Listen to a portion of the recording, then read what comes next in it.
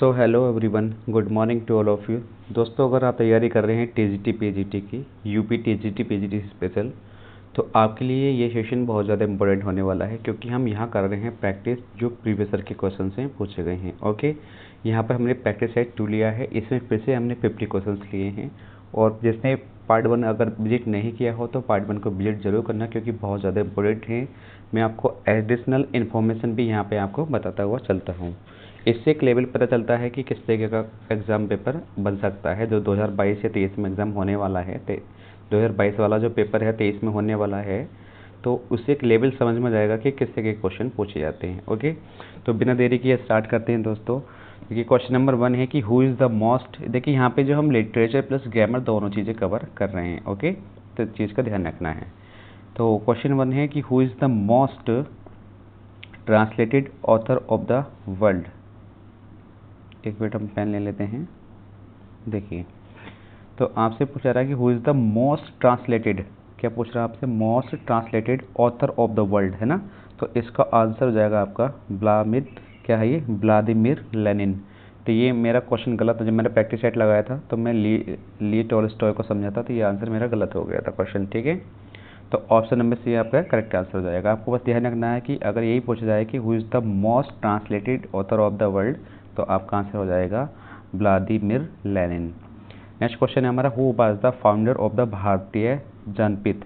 भारतीय जनपथ का फाउंडर कौन था? तो ऑप्शन नंबर बी आपका आंसर हो जाएगा कि साहू शांति प्रसाद जैन। ठीक है, इस चीज़ का आपको ध्यान रखना है। क्वेश्चन नंबर 3 देखते हैं हम। क्वेश्चन नंबर 3 में दिया है हु सेड, किसने कहा है कि poetry is more philosophical and of higher value than history. ये कहा है हमारे एरिस्टोटल ने। तो ऑप्शन नंबर ए आपका ये करेक्ट आंसर हो जाएगा। नेक्स्ट क्वेश्चन है हमारा कि what is the name of the person. उस पर्सन का नाम क्या है जो Miranda falls in love with Shakespeare's Tempest. जो शेक्सपियर का एक प्ले था द टेम्पेस्ट, तो मिरांडा को जो प्यार हो गया था वो ऐसा कौन सा बंदा था जिससे उसको प्यार हुआ था? तो फर्डिनेंड इसका आंसर हो जाएगा। वो फर्डिनेंड से प्यार करने लगी थी। ओके, नेक्स्ट क्वेश्चन देखते हैं। क्वेश्चन नंबर 5 है हमारा, the old order changes yielding place to new lest one good custom should corrupt the world। वो कह रहा है these lines of the Tennyson's। उसने खुद बोल दिया है कि ये लाइनें टेनिसन्स की हैं, लेकिन किस प्ले से ली गई हैं? तो आपका आंसर हो जाएगा द पासिंग ऑफ आर्थर। ये अल्फ्रेड लॉर्ड टेनिसन का ही वर्क है, तो इससे ये ली गई हैं। लेकिन आपको ये भी ध्यान रखना है मेरे प्यारे साथियों, इन मेमोरियम है, क्रॉसिंग द बार है ना, कमिंग टू द गार्डन है, और ये द पासिंग आर्थर, ये सारे वर्क किसके हैं? अल्फ्रेड लॉर्ड टेनिसन के हैं। तो 2021 में जो पीजीटी का पेपर हुआ था उसमें क्वेश्चन पूछा गया था इन मेमोरियम से कि ये जो एक एलिजी है, एलिजी का मतलब होता है जब हम किसी की डेथ पर कोई कहानी कोई पोएम लिखते हैं तो उसे कहते हैं हम एलिजी। तो इनके एक दोस्त थे, अल्फ्रेड लॉर्ड टेनिसन के फ्रेंड थे एच अलाम, यानी कि आर्थर हेलाम। ठीक है भाई, आर्थर हेलाम इनके एक दोस्त थे। तो जैसे इनके साथ दोस्ती होती है तो दोस्ती के बाद इनके घर रहने लगते हैं, और फिर इनको जो क्या नाम है इनका, हेलम जो थे इनके दोस्त टेनिसन के, तो टेनिसन की बहन से इनको प्यार हो जाता है। ठीक है, तो ये इनके घर के सब सहमत हो जाते हैं, रेडी हो जाते हैं शादी करने के लिए। कुछ समय चल रहा होता है शादी की बात। ठीक है, शादी की बात होने वाली होती है, तय होने मतलब जैसे ही, तो शादी की बात जैसे लेकर चल रही है, स्त्री की बात चल रही है घर पे इनके, तो सब जने रेडी हैं। और इनका अचानक 1833 के आसपास, 1833 या 34 में समथिंग इनका डेथ हो जाता है अचानक ही। जब अचानक ही इनका डेथ हो जाता है तो इनकी मेमोरी यानी कि इनकी याद में ये वर्क लिखा जाता है इन मेमोरियम। ये किसने लिखा था? अल्फ्रेड लॉर्ड टेनिसन ने लिखा था, जो इनके फ्रेंड थे, क्या नाम है, आर्थर हेलम। ठीक है, आर्थर हेलम लिख भी सकते हैं हम, आर्थर हेलम, HALLAM। ठीक है भाई, ये ध्यान रखना है आपको। अब देखिए नेक्स्ट देखते हैं, नेक्स्ट क्वेश्चन क्या है। नेक्स्ट क्वेश्चन हमारा, हु इज़ प्लेजियरिस्ट। प्लेजियरिस्ट क्या होता है? ठीक है, बताइए प्लेजियरिस्ट कौन है? तो प्लेजियरिस्ट का मतलब होता है कि एक ऐसा व्यक्ति जो दूसरे के साहित्य लेख को चोरी करता है। ठीक है, किसी के लेख या राइटिंग को चोरी करना वो कहलाता है हमारा प्लेजियरिस्ट। तो ऑप्शन नंबर डी यहाँ आपका करेक्ट आंसर हो जाएगा, one who passes off one's own what has been said और written by another.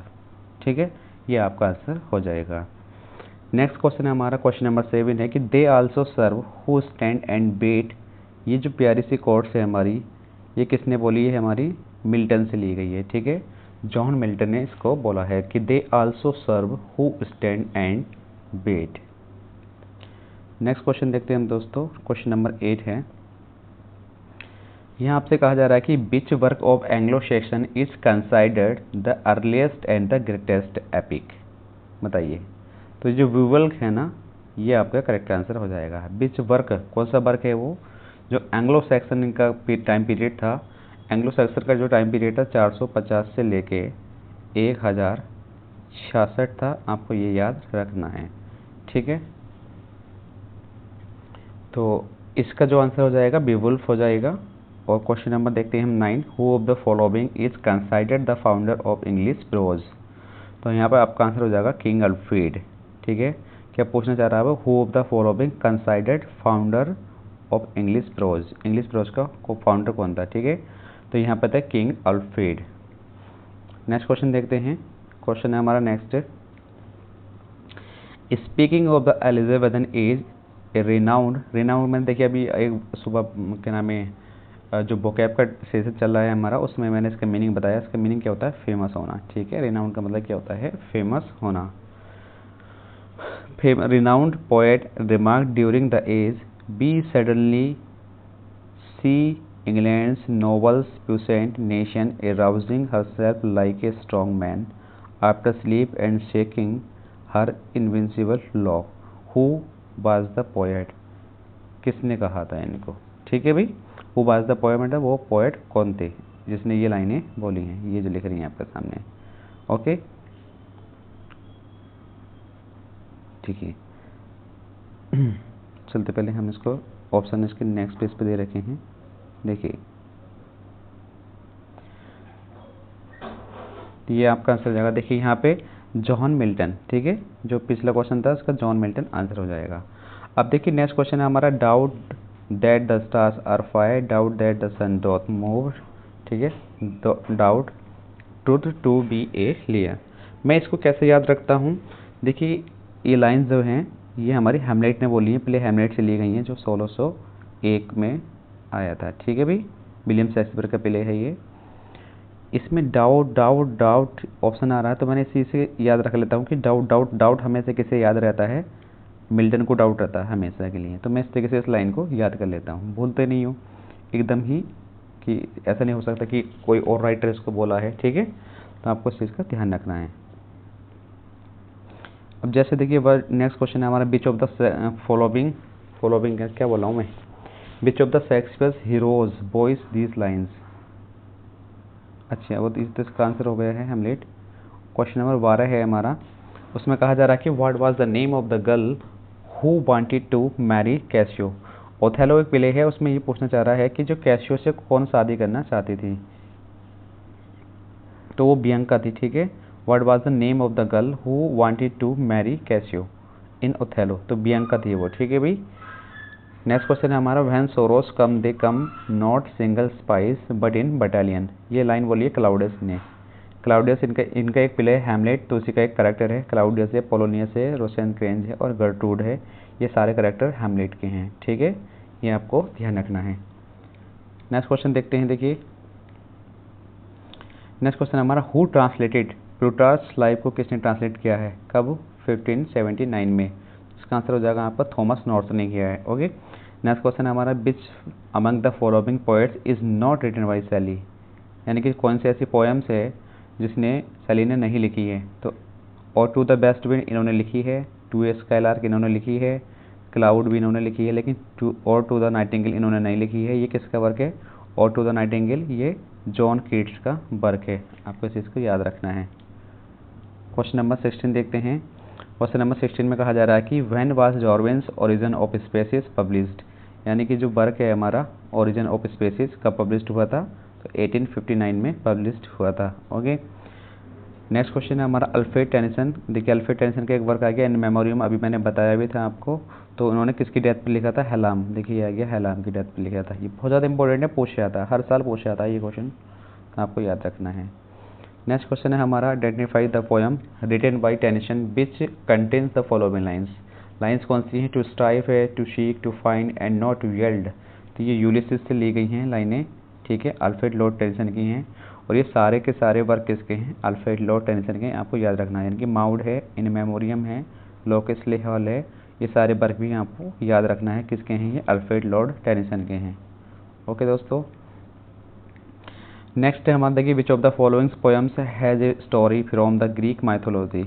Greek mythology के बारे में बात चल रही है, तो यहाँ पे प्रोमेथेउस अनबाउंड हो जाएगा, ये शैली का वर्क है, ठीक है। और जो ऑप्शन नंबर सारे हैं ये बी सी डी, ये भी सारे वर्क किसके हैं? पी वी शैली के वर्क हैं। तो आपको वर्क भी पूछ लिए जाते हैं, 8 से 10 क्वेश्चन कम से कम यही पूछ जाते हैं, कौन सा वर्क किसका है। तो प्रोमेथेउस अनबाउंड है, अलास्टर है, क्वीन मेव है, जूलियन मड्डालो है, किसके वर्क हैं? ये पी वी शैली के वर्क हैं। नेक्स्ट क्वेश्चन हमारा, who is the writer of the essays on Milton. तो इसका आंसर ऑस्कर विल्ड हो जाएगा, ठीक है। एसेज ऑन मिल्टन किसने लिखा था? ऑस्कर विल्ड ने लिखा था। ओके, चलो हम देखते हैं अब नेक्स्ट क्वेश्चन, यानी कि 21वां क्वेश्चन।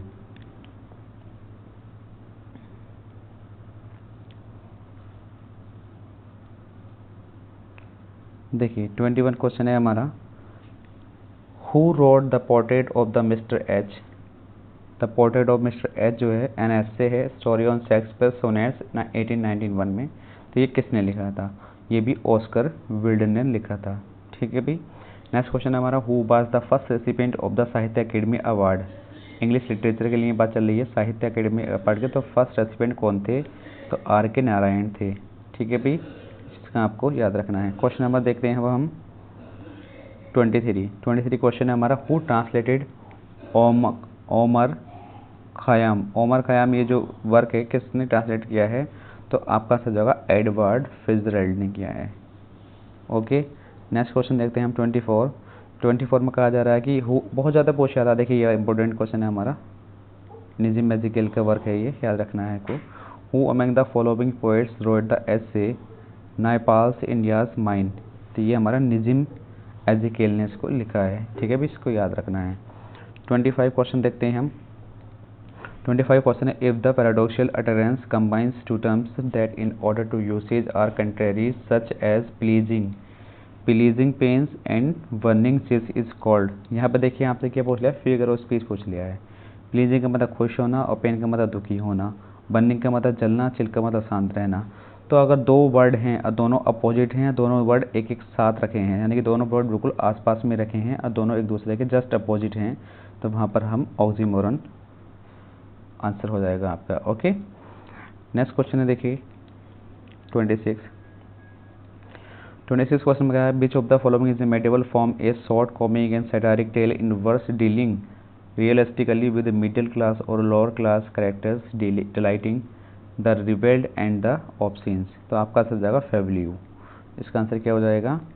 फेवल्यू आंसर हो जाएगा। क्वेश्चन नंबर देखते हैं हम 27 में कहा गया है कि language which seems smooth pleasant and musical to the ear. बहुत ज़्यादा पूछा था ये क्वेश्चन टीजीटी में।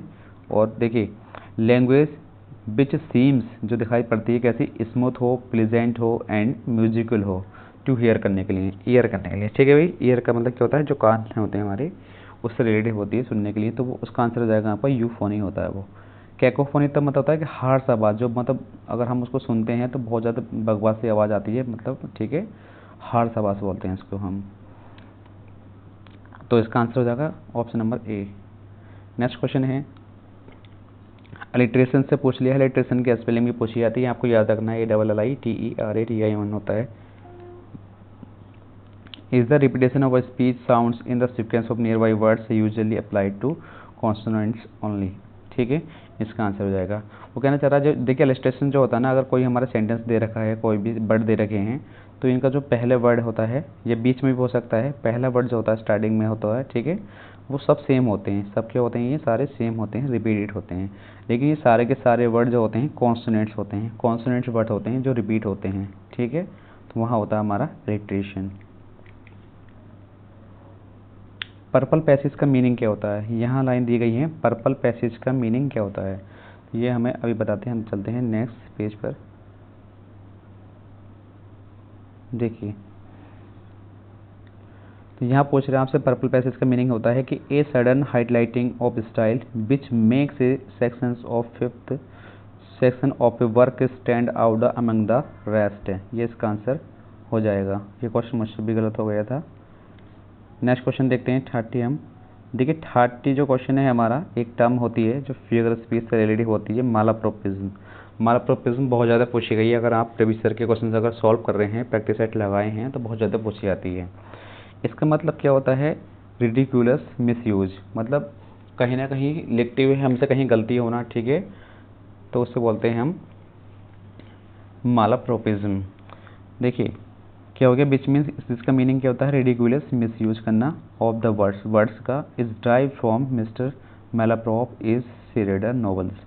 जो ड्राइव किया गया है जो मिसिस मालाप्रॉप हैं उनसे, उनका एक वर्क है। तो कहाँ से, कौन सा वर्क है वो? द रिवाइवल से। ओके, नेक्स्ट क्वेश्चन है हमारा कि Wordsworth has describe various stage of the his association with nature, in which stage did he here the still sad music of humility. ठीक है भाई, ये लाइन से बड़ी प्यारी सी। तो वो पूछना चाह रहा है हैज़ वर्ड्सवर्थ ने ऐसी कौन सी चीज़ है जो डिस्क्राइब की थी?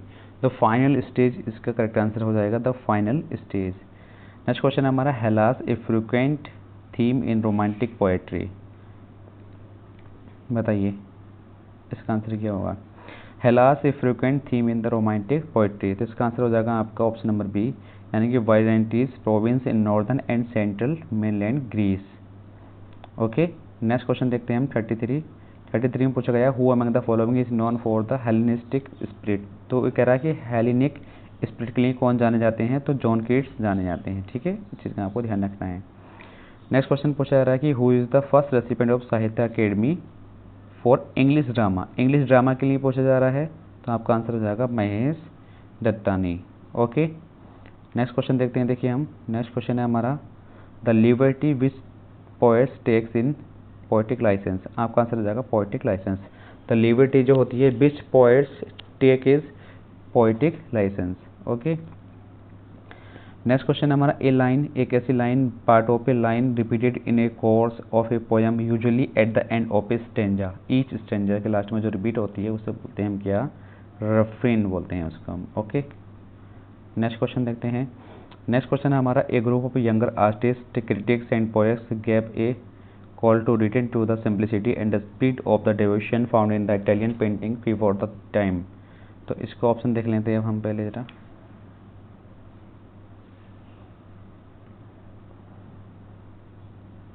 ठीक है भाई, ये बहुत ज़्यादा पूछा गया है, कई बार प्रैक्टिस सेट में पूछा गया है ये क्वेश्चन।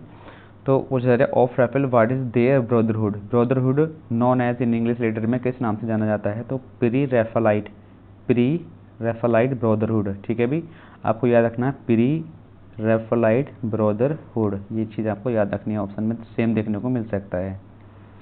नेक्स्ट क्वेश्चन है हमारा, नेक्स्ट क्वेश्चन में पूछा जा रहा है कि द पीरियड जो है हमारा 1660 से लेकर 1670 तक का, वो क्या कहा जाता है? तो उसे हम कहते हैं न्यू क्लासिकल पीरियड। यानी कि 1660 से लेकर 1670 का जो टाइम पीरियड होता है उसे हम न्यू क्लासिकल पीरियड के नाम से जानते हैं। तो आपको यहाँ पे देखिए एक्स्ट्रा क्या याद रखना है कि जो रोमांटिक पीरियड है उसके राइटर सारे याद रखने हैं, जैसे विलियम वर्ड्सवर्थ है, पी.बी. शेली है, जॉन कीट्स है, ये सारे रोमांटिक पीरियड होते हैं। न्यू क्लासिकल के पीरियड वो याद रखने हैं, राइटर याद रखने हैं आपको। ठीक है, इन चीज़ को आपको ध्यान रखना है, ये एक्स्ट्रा नॉलेज होती है, पूछे जाते हैं यहाँ से। नेक्स्ट क्वेश्चन है हु फर्स्ट यूज, जो फ्रेज है हमारी स्ट्रीम ऑफ कॉन्शियसनेस, उसे किसने यूज किया था first time? To signify the unbroken flow of thought and awareness in the working mind. तो विलियम जेम्स ने इनको यूज किया था। ठीक है भाई, नेक्स्ट क्वेश्चन हमारा what do you call those characters types that recur repeatedly in literary genre and so are recognizable a part of the conventions of the form। तो आपका आंसर हो जाएगा स्टॉक कैरेक्टर।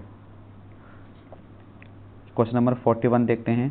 क्वेश्चन नंबर 41 में कहा जा रहा है सररियलिज्म was a movement in art and literature which originated in France around लगभग 1924 के आसपास में। कौन सी जो सररियलिज्म थी जो ओरिजिनेट की गई थी?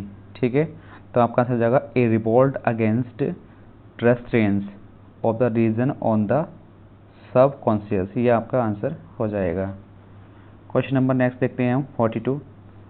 42 क्वेश्चन दिया जा रहा है कि द वर्ड सागा, जो सागा एक वर्ड है, ये क्या होता है? देखिए सागा जो होता है ना, एक ये हमारी लॉन्ग नैरेटिव पोएट होते हैं, पोएम होती है, लॉन्ग नैरेटिव पोएम, एपिक की तरह काम करती है, ठीक है, ध्यान रखना है इसका। तो apply the literature to the narrative composition in prose that were written in Ireland and Norway during the middle age, what is the original meaning of the Norse world. इसका मीनिंग पूछना चाह रहा था, ये क्या होती है? अपने आप में एक स्टोरी होती है, ठीक है भी, याद रखना है। विच literary form was preferred in Italy, देखिए इटली में उसकी ओरिजिनेट हुई है ना, बाई पेट्रार्क के द्वारा, किसके द्वारा? पेट्रार्क के द्वारा, एक राइटर थे ये पेट्रार्क हमारे। बाज इंट्रोड्यूस इन इंग्लैंड, उसको इंग्लैंड में इंट्रोड्यूस किया गया था 16th सेंचुरी के आसपास में। तो वो कौन सी थी? सोनेट थी इनकी, क्या थी वो? The sonnet. जो विलियम शेक्सपियर की सोनेट है 1609 में पब्लिश हुई थी, बस थॉमस थॉर्प के द्वारा, ये याद रखना है इसका क्वेश्चन। 44 क्वेश्चन पूछ रहा है आपसे यहाँ से कि who is referred as a poetaster, poetaster by Alexander Pope के द्वारा जो है पोस्टेस्टर को रेफर किया गया है। चलो ऑप्शन देख लेते हैं इसके हम। तो इसका आंसर हो जाएगा option number C, an untalented pretender of the poet art. Okay, next question है हमारा 45, expression like lock stock and barrel और the cup that cheers but not in British foreign like एग्वापूरा टर्मा टैमा फॉर्मा। तो इन लाइन को कैसे याद रखना है? बस ये याद रख लो, लास्ट में लिख रहा है एग्वापूरा और टर्मा, तो ये हमारे किस में क्या है? क्लीची है, क्लीची, ठीक है, इस चीज़ का आपको ध्यान रखना है। तो कुछ क्वेश्चन होते हैं जो बिल्कुल एरे टाइप के होते हैं, लेकिन हमें तो अपना करेक्ट आंसर फाइंड करना है। देखिए वो क्या है, व्हाट इज ए लैम्पून, लैम्पून क्या होता है? एक कोर सैटारिक और अटैकिंग एंड इंडिविजुअल, वो क्या कहलाता है? हमारा लैम्पून कहलाता है। नेक्स्ट क्वेश्चन है 47 हमारा। 47 में कहा जाता है कि professor Douglas defined a short satiric tale in verse dealing realistically with middle class characters, a short story broader than it is a long name the medieval form of the story। तो ये क्या होती है? ये भी फेबलियो होती है, ठीक है, फेबलियो। नेक्स्ट क्वेश्चन है हमारा, the quality of mercy is not strain it drops as a gentle rain from heaven. ये पूछ रहा है कि ये लाइनें कहाँ से ली गई हैं? तो द मर्चेंट ऑफ वेनिस से ली गई हैं, ये विलियम शेक्सपियर का एक प्ले है। और इसमें आपसे पूछ जाए फिगर ऑफ स्पीच कौन सी है, तो इसमें हमारी सिमली यूज हो रही है, क्योंकि इसमें एज और लाइक का यूज होता है ना, कभी भी तो सिमली होती है वहाँ, है ना। फ्राइल्टी थाइनेम इज वुमेन, जो कमजोरी जो है औरत का दूसरा नाम होता है। तो ये क्वेश्चन है कहाँ से पूछा गया है? तो ये है जो विलियम शेक्सपियर है उनका एक प्ले है हैमलेट, वहाँ से ये लाइनें ली गई हैं, और हैमलेट ने ही ये बोली हैं लास्ट में, जब उसकी माँ की डेथ हो जाती है, ठीक है, जब वो इस चीज़ को बोलता है। नेक्स्ट क्वेश्चन है और आज की वीडियो का लास्ट क्वेश्चन है, 50 क्वेश्चन है कि क्वेश्चन कहा जा रहा है आपसे कि एज कैनॉट बिदर हर नोर कस्टम स्टेल हर इन्फिनिट वेराइटी। तो ये कहाँ से लिया गया है? इनका एंटोनियो एंड क्लोपत्रा से ये लाइनें ली गई हैं, ठीक है। All is well that's well, Othello और एंटोनियम सॉरी टाइटनस एंटोनिकस, ये सारे वर्क किसके हैं? ये विलियम शेक्सपियर के वर्क हैं। और टाइटस एंटोनिकस जो वर्क है ये first tragedy of William Shakespeare, ठीक है, ये एक ट्रेजेडी है विलियम शेक्सपियर की फर्स्ट, आपको याद रखना है। तो दोस्तों हम यहाँ पे 50 क्वेश्चंस कवर कर रहे हैं जो प्रीवियस ईयर में पूछे गए हैं। तो यहाँ से क्या है, आपके एक लेवल पता चल जाता है कि एग्जाम में कैसे क्वेश्चन पूछे जा सकते हैं। तो बने रहें, हम यहाँ पे मोर देन प्रैक्टिस करते रहेंगे और मिलते रहेंगे इस तरीके की वीडियो में। तो मिलते हैं नेक्स्ट वीडियो में। Thank you everyone.